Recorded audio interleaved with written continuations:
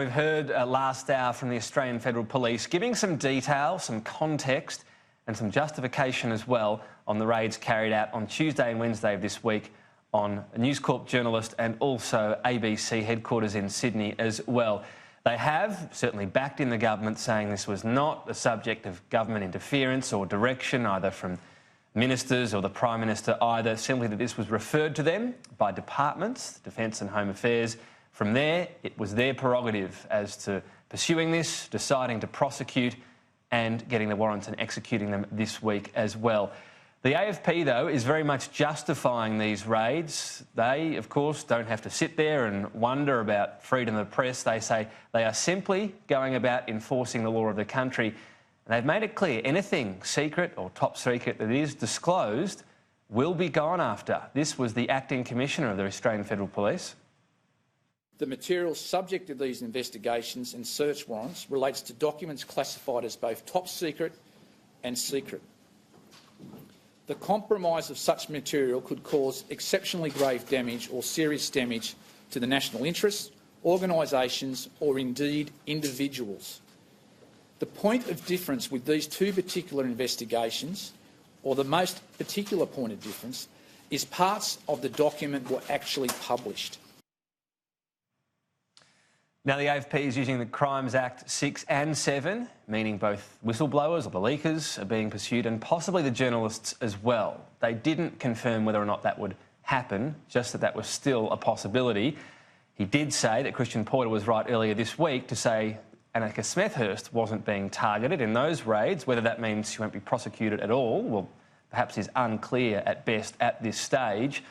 What's interesting as well in all of these raids is what this actually means. If you're going to target anything that's secret or top secret, does that mean nothing like that can be published, or at least there'll be the fear for a whistleblower or a journalist that they will be targeted? Well, there are carve-outs for whistleblowers. There's the Public Information Disclosure Act, so they can go down that avenue. That has defences such as revealing illegal activity, even wasting public money, but not something that's simply in the public interest. That is a defence for journalism, but not an exemption, and it doesn't mean they won't be prosecuted anyway. As the Acting Commissioner made clear today, this is factored in at the level of the Commonwealth Director of Public Prosecutions. They take this into account. Then, in this case, well, this was still proceeded with, although we're unsure if journalists will be prosecuted. From that point, it has to be only a defence in court that a journalist can offer. So, if these things are going to be pursued to the utmost, will you ever see something that's secret or top secret, including investigations on possible war crimes? Will they just never come to light according to the laws we have? Perhaps that is the case. Perhaps if there are future pursuers like this to the nth degree, that is how the current laws are set up. Should that be changed? The Acting Commissioner today said if society is not happy with the way things are operating, they're enforcing the law, you would have to change the law. I'm trusted as a senior official of the law enforcement agency to execute lawful execution of powers. Now, if it's an issue in relation to the law and we think the law is inappropriate, well, then we need to change the law. But as the law stands at the moment, we have to execute it. He also clarified the timing of all this, saying nothing to do with happening soon after the election. Why do they happen one day after the other? Well, he said it's simply a question of getting some of the forensics, digital experts together 2 consecutive days, not about intimidating journalists or whistleblowers. He said he wouldn't comment on if there'll be further raids down the track as well. What of changing the law? We heard from the newly minted Shadow Home Affairs Minister, Christina Keneally, earlier today, putting the onus back on the government. They are the government. They won the election. The onus is on them. If they have legislation they want to bring forward to do this, and I've heard some suggestion this morning, the Prime Minister gave some words that suggested he might be open to thinking about this. What I would say to the Prime Minister is work with us in a bipartisan fashion. Come to us early. Don't leak the legislation or the proposed changes to the media and then say you're being bipartisan. Come and work with us. It's incumbent upon all of us in the Parliament to uphold democratic freedoms. It's incumbent upon all of us in the Parliament to uphold trust in the community.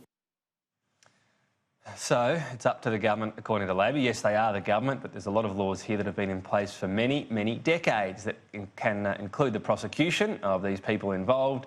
Labor also helped pass the latest laws last year that did broaden the scope of this prosecution, even though it did have a carve-out for journalists. So why not whistleblowers? Why is Labor not going to push this, but it pushed penalty rates, for example? The Royal Commission. We'll ask our Labor guest Matt Keogh later on this hour. Meanwhile, though, Scott Morrison had a different tone today. Now, he's not backing away from saying, of course, the government had nothing to do with this, the laws are in place and national security is important, but had a lot more to say about press freedom when asked this morning on his overseas visit in the UK. Charlotte Mortlock reports from ABC headquarters in Sydney. The Labor Party has asked for a briefing to see if the Senate inquiry into the raids targeting the ABC and News Corp is possible. Shadow Attorney General Mark Dreyfus said it was the government which referred the matters to the AFP in the first place, directly contradicting the Prime Minister's account. This is a process of investigations that have been pursued by an independent law enforcement agency, and they're acting in accordance with the laws that govern their behaviour, and that is done at arm's length from the government. The AFP actions over the last 2 days have been independent and impartial at all times. The AFP has been investigating these matters since July 2017 and April 2018 respectively. Plainclothes police officers spent Wednesday at the ABC headquarters going through thousands of electronic files.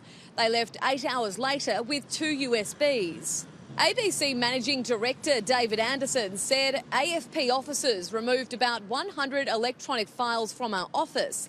These files have been sealed and police are unable to access them for 2 weeks, while our legal team works to determine any legal grounds to prevent the release of the material.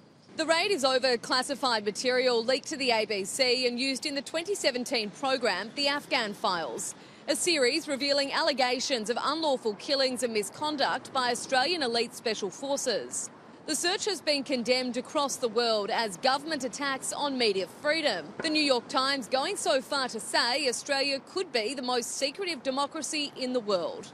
Mark Dreyfus says the government doesn't support the freedom of the press. This government has got some explaining to do. Mr Morrison can't hide behind Mr Dutton, who's in a cowardly way hiding behind the police. What has to happen is that they both, Mr Morrison and Mr Dutton, need to stand up and explain to Australians why some of the freedoms that our forefathers fought for on D-Day 75 years ago, just to remind people, are being threatened. It is not just the national security measures that we have in place, but it is also the fact that we are an open and free society and that we can rely on things like a free press. The 2 raids in 24 hours targeted the ABC and News Corp. The Australian reported that further raids were planned for today, but they've been put on hold.